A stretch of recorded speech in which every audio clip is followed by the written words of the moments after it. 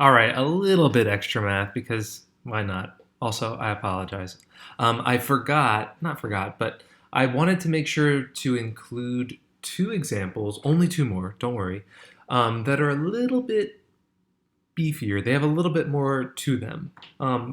Especially if you're struggling to see this, it's helpful to have someone to work it through with you. So, example one is a subtraction problem, but it's also an addition problem. You'll see that there are two steps to this. It's 5 minus 8 plus -2. So this is a three-step problem. I just wanted to walk through it with you because I feel like it's helpful. So when you've got more than one step, just go in order, right? So 5 minus 8 plus -2. I'm first going to attack the 5 minus 8. So 5 minus 8 is the same as, remember, change it, add the opposite to 5 plus, and the opposite of 8 is -8. So now I've got 5 plus -8 plus -2. Now it's just all addition. One thing to be super clear on. Don't change this. This is addition. I want to have addition. Ultimately, you shouldn't have subtraction in these problems. You should only have to remember your rules for adding negative numbers because you're going to change all of your subtraction to addition.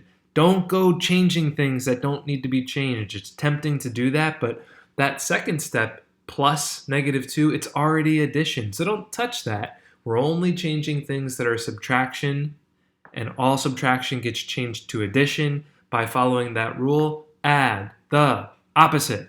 So now there's nothing left to change, and I'm just going to add things. You could do it in order from left to right. You could add this back two things first and then the front, because remember, with addition, you can go in any order that you want, and it won't change the outcome. 5 plus 3 is the same as 3 plus 5. Changing the order didn't matter. So anyways, I'll just finish this off. 5 plus -8 is -3. And then -3 plus -2 is -5.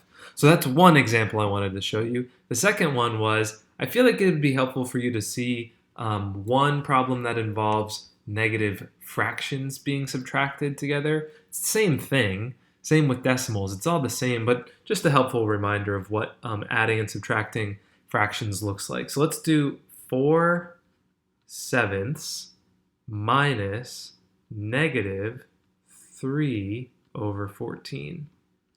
So before I get all bent out of shape that I've got fractions, I see that I'm subtracting, so I'm going to first change this to addition. I'm going to add the opposite. So 4/7 plus the opposite of -3/14 is +3/14. So believe it or not, this wonky subtraction problem is the same as 4/7 plus 3/14. Looks a lot nicer already. The only thing to remember with fractions is when you are adding or subtracting fractions, you have to have common denominators. So I'm going to change this first fraction, which is sevenths, into 14ths, then I'll have common denominators. And I know that sevenths, when you multiply it by 2, it becomes 14ths. So I'm going to multiply this whole fraction by 2, both the numerator and denominator. So 4/7 is the same as 8/14, and now I have a final answer of 11/14. So 4/7 minus -3/14 is equal to 11/14. I know that sounds a little crazy, but it's true. You can follow my work right there. Anyways, just two extra examples in case you need them. Happy mathing. Bye-bye.